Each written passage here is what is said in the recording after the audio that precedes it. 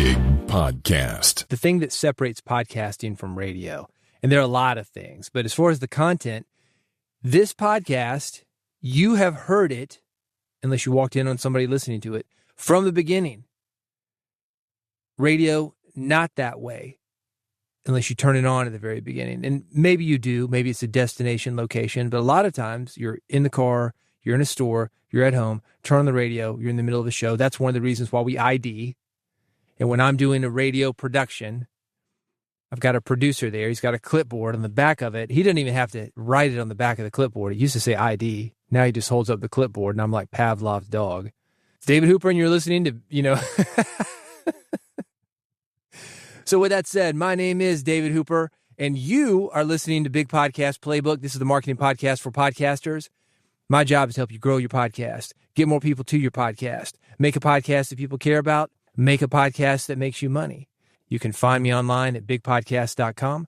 Right now, I'm in the middle of a series. The first part, core on-mic skills. What listeners feel immediately, what they will know when you put these things into action. If you have not heard that episode, you can go back into the feed and get that. The best way to do that, bigpodcast.com/subscribe. That will make sure you never miss an episode. And this episode, the one you're not missing because you are here, episode number 2. I'm going to focus on content and writing strategies. What separates Forgettable from Bingeable? You may have heard me talk about this before. Binging is what you want. Binging in a good way. You want somebody to hear an episode and think, oh man, I really like that person, or I really like this content, or that content was helpful to me. And then go on to the next thing and the next thing and the next thing. In my first book, it's called Big Podcast. You can find it at bigpodcast.com/books because there's more than one book there. I talked about launching with 25 episodes. People say, you're crazy. I can't launch with 25 episodes. Well, don't then. Do 2 or 3. But the reason I suggest 25, and this is when you really get into the nitty gritty, you're eventually going to have 25 episodes. And I talk about really pushing things when you're at 25 episodes. The reason I do that is because of bingeability. One, you have become whoever you're going to be by 25 episodes, usually, although you should be evolving still. But also, if I like what you are talking about, if I find it helpful, if I'm entertained by it, if I like the content, I'm going to go back in and get episode 2 and 3 and 4 and 5. You're going to binge it. That's what I mean by binging. So let's get into it. Content and writing skills. These are the skills that make episodes easier to produce. That's a benefit. Easier to market and more fun for people to listen to. It's going to help you and it's going to help listeners. There are 4 core elements. The first one, show writing, episode writing. If you roll this back to the very front, I started with a cold open. I talked about radio versus podcasting. I didn't push a button. Big Podcast Playbook. The podcast for that, that's old school, man. That was great. Like a 45, 60-second intro. You still see that sometimes. Hi, this is John calling in from New Jersey. Hey, this is Brenda from Atlanta. Hey, this is Bill from LA. And you're listening to Big Podcast. It's like, it's what I call the self-suck cinema. I prefer to bring you in with a story. And that's what I do more or less every episode. I can't think of an episode when I haven't done that. You want to test me on it? Go back in the feed, bigpodcast.com/subscribe. That is how to do that. Yeah, cold open. Something that brings people in immediately. It needs to be related to the topic of your podcast. And if it is not, because you can maybe get away if you're a personality-driven person. Say, I don't know, I was on my way into the studio today and this happened. Man, isn't that funny? Hey, let's get to it. But get to the point.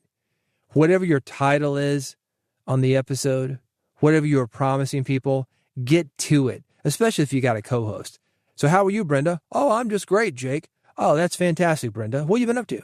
Oh, yeah, it's been a minute since we've been here. How long has it been? I don't know, 2-3 weeks? Oh, man, how are the kids? Yeah, did Bill win his softball game? You'll see that, or hear it rather, or not hear it because you turned it off all the time in podcasting. Getting to the point, that is important. The second thing I want you to think about when you're talking about episode writing, or really show writing in this point, because it should be a recurring thing if it is done well, or it could be a recurring thing, segment structure. I'm doing 2 radio shows right now. One is a daily radio show. It's on Sirius XM. It's a standard morning radio show, but there's a very specific audience, which is long haul truckers, the guys who are in cabs listening to satellite radio. And Sirius XM, if you don't have a subscription and you want to hear how this is done, that is a good way to do it, because they have these niche morning shows for more or less every channel that they have, whether it's music or talk. There are about 10 studios where I record from. The one next to me, it is a country station.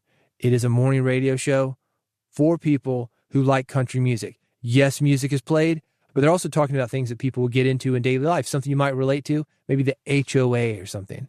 Oh man, have you ever had an HOA problem? Yeah, what did they get you for? Oh, your grass is too long? It's conversational with music. The one that I work on, all conversation. And it is specifically geared at a very specific demographic. You might think, man, that's weird. Long haul truckers. Yeah, everybody's got that. This podcast, a very specific type of people. People who have a podcast and want to grow it. Knowing who your audience is how you come up with great segments. Coming up with a great segment is how I got on syndicated radio in the first place. I've got a show that's been going on for 20 years. It's called Music Business Radio. It is broadcast on a local station, but syndicated to other stations.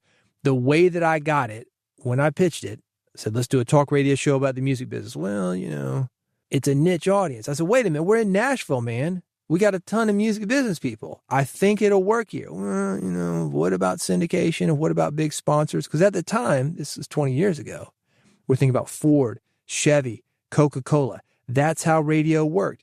So on the fly, in the pitch meeting, I came up with this segment. I call it Dave's Demo Derby, where musicians, the core audience, sends in music for people that I'm interviewing to listen to, just like opening up a demo in the mail. What's going to be on it? We don't know. We play it, get critiqued, and to people who are listening in that might not be in the music business, it's interesting because it's basically like Star Search or American Idol. That was huge at the time. 2005, American Idol, everybody's talking about American Idol. Well, let's make a radio version of it. That's how I got that show. It is a segment. It was the last, 10, 15 minutes of the show. Yours do not have to be that long. I did a segment this morning. It's called Fuel for Thought. Again, long haul truckers, they get that type of language, fuel for thought. It works a couple of ways. And it was simply about gratitude. These are guys that are on the road, sometimes a month or two at a time. It was encouraging them to find 3 things today that they're grateful for. And that comes in knowing your audience. It's not just about fuel, diesel engines, or how fast them trucks can go. It is about the real humanity for people who are in a cab, driving 1,000 miles a day. Do you know your audience? If you do, you can come up with some good segments. So as far as your episode writing, first thing, cold opens. Second thing, segment structure. And the third thing, and you will hear this every single episode that I do here on Big Podcast Playbook, strong endings that push people going to the next episode, like a narrative story kind of thing. What's going to happen? Tune in the next episode. Or if it's something like this, a how-to learn something type of podcast, push you to come and get more information from me related to that, or push you to subscribe. There's a lot of things that you can push for, but you want a strong ending that pushes whatever that is. And usually it works better if you just ask people to do one thing. You give them more than one thing, definitely more than 2 things. Then it becomes a choice. Oh, I don't know. What am I going to do? It's like Aesop's donkey. I could eat this or I could eat that. And he can't make a decision and he starves to death. Second thing, imagery and descriptive writing. Helping listeners see what's happening. This is very important if you are doing video. Hey, Bob, cool shirt. Bring listeners in on that. Let them know what the studio looks like. When you listen to me on this podcast, I talk about the Red Room, the 5x8 tricked out closet that I am in. I describe it. I bring you in through theater of the mind. You want listeners to see what is happening, even if they can't see it. You want to avoid vague language. If you're giving how-to information, tell people how to do something. Do this, then do this. The truth of the matter is, and I'll use a topic that may be the reason you came here, probably you want to grow your podcast audience, get more people to your shows, make more money with your podcast. If you were to come to me and say, well, what do I do next? I would say, it depends. I don't know. We got to talk a little bit. It's always, it depends. However, you don't want that. You want something specific. So avoid vague language. Again, bring people in. Let them know what is happening. Be specific. It's not just a tricked out closet. It is a 5x8 tricked out closet. It is not just a 5x8 tricked out closet. It is full of sound paneling, foam, blankets, a microphone, rack gear with a bunch of blinky lights. Get specific. Do not be general. That's number 2, imagery and descriptive writing. When you were coming up with your episode writing, your show writing, your segments, be descriptive. Help listeners see what is happening, even though they can't see it. Speaking of specifics, let's talk about your headline and title writing. You want episode titles that earn the click, not just grow your podcast. Make it something like these spam ads you see. 5 ways to grow your podcast. You'll never believe number 4. It's not just grow your podcast. It's 5 ways. Oh, you'll never believe number 4? I've got to look at that one. I'm working on a brand new book right now. It is a podcast launch plan. I have a list of segments from an adult-oriented podcast. When I say adult, I'm not saying pornography, although some of the segments, we'll get to those in a minute. But it's a podcast meant for adults, specifically gay men. A very specific audience, right? And there's a list of 20 segments that these guys do. These segments earn the click. They are edgy. They are specific. They are what this audience likes. Is everybody going to like it? No. It is not for them. In fact, when I listed these things in the book, and I had an editor to look at this book, he said, man, this book goes from professional to like, I don't even know what this is very quickly. You're going to agitate some people by putting this in. I said, well, I guess so. I put a disclaimer on it. If you want to clutch your pearls and get upset about things, pass this up. Skip this section. This is not for you. But this is something that is working for these guys, and it will work for you if you're not going to get offended by the details and can see, oh, well, these guys are doing this. I can do something similar. I'm just going to transpose it a bit. When I was doing music promotion, I worked for this band called Lords of Acid. And if you're an old school club kid, these guys were big in the 90s. I don't know. They're still out there, I guess. Overseas guys, not Americans, but they did well in the United States in the 90s. It was edgy, made for the clubs. I think maybe they had a radio hit called Crab Louse. I'm not going to go into what that's about. You can imagine. But what they were doing is not that much different from the Christian acts that I was working with. Very specific things. The Christian guys, they got their own version of a club, a praise and worship song done during the service. Everyone's up dancing, got the tambourine going, clapping the hands, feeling the spirit. It's not that much different than a club.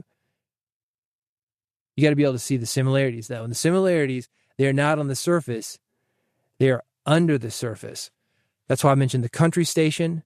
That's why I mentioned the trucking station. That's why I mentioned the music business show that I did. It's all the same. It's episode titles, segments, your descriptions that earn the click. And how do you earn the click? You get specific, dialing into exactly what your listeners want. When's the last time you talked to a listener? I mean, really talked.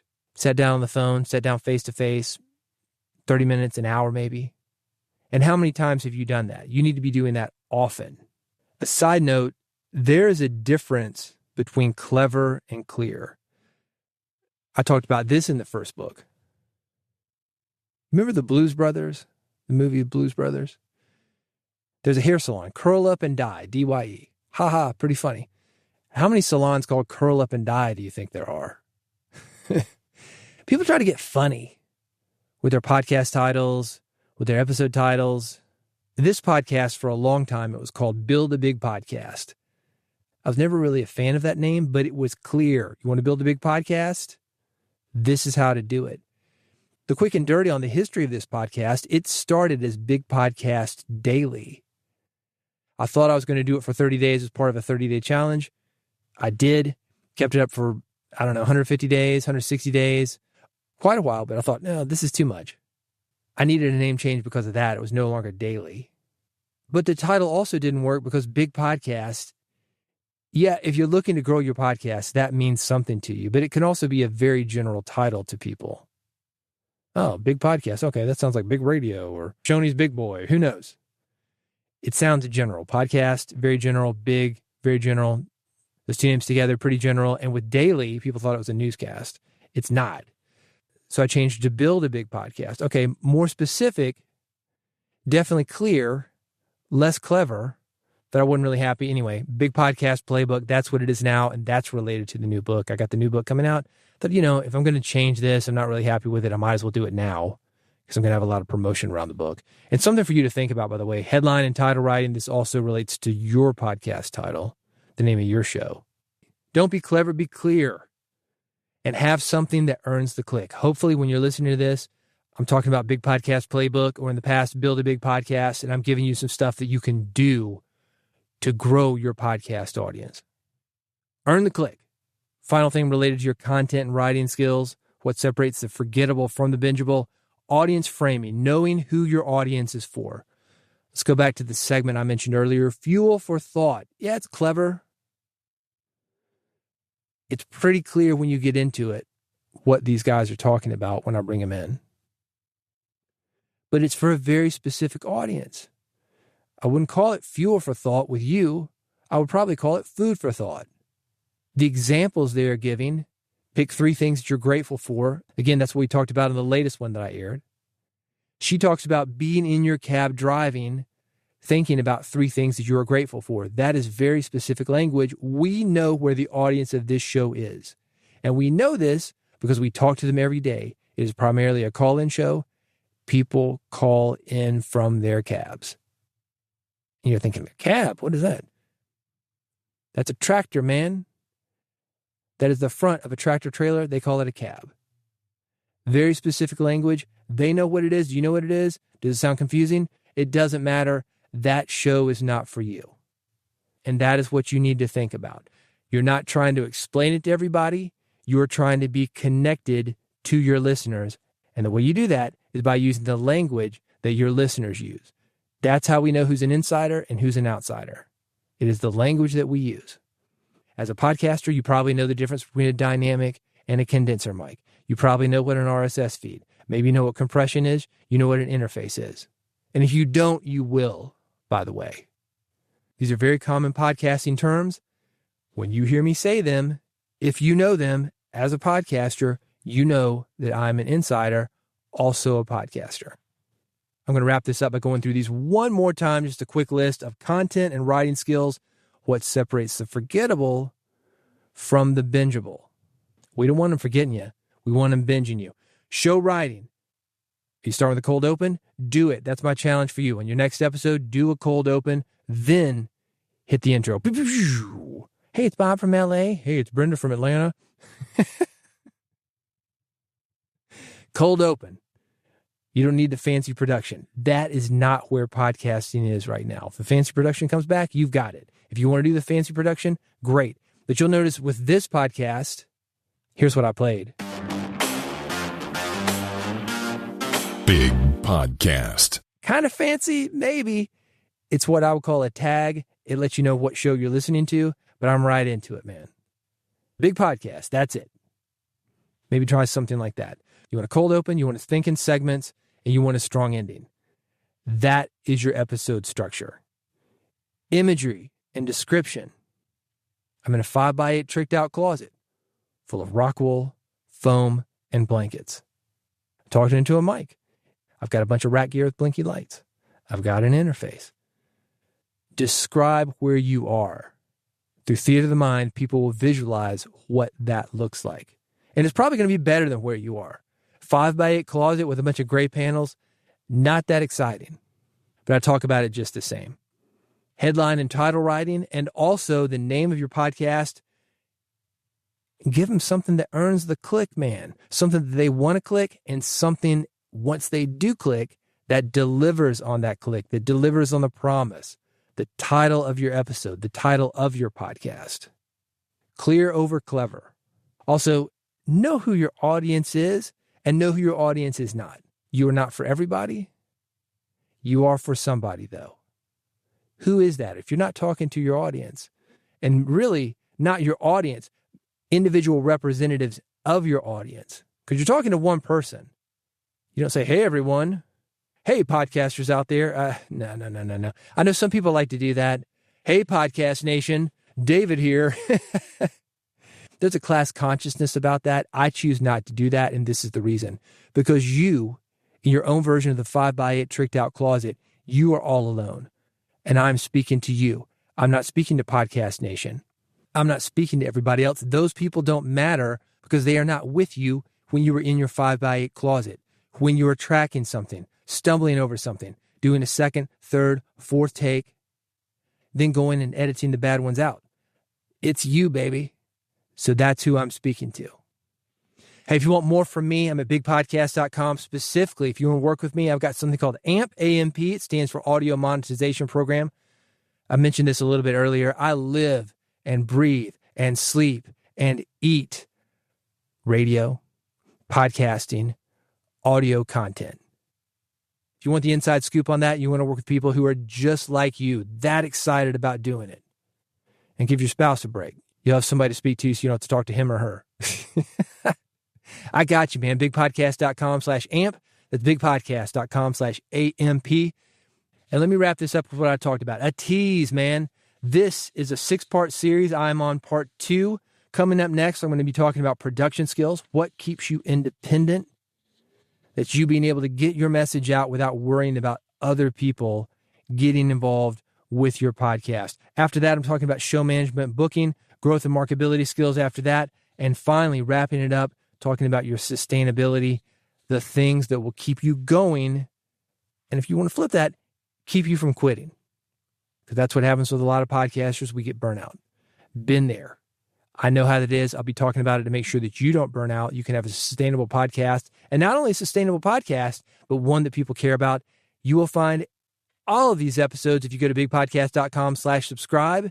That's bigpodcast.com/subscribe. I've got 3 buttons there, one for iPhone, one for Android, one is an old-fashioned RSS feed. And the only reason I mention that is because you, not Podcast Nation, you are a podcaster and you know what that is. I would not talk to truckers or musicians about RSS feeds. But you're an insider, baby. So go there right now before you forget, bigpodcast.com/subscribe. Get that RSS feed or click on the iPhone button or click on the Android button. I got you, man. However you want to get it, I don't care. I'm not going to make a judgment. I'm there with whatever you need. Bigpodcast.com/subscribe. Have you been there yet? If you haven't, go there now, and I'll see you on the next episode of Big Podcast Playbook.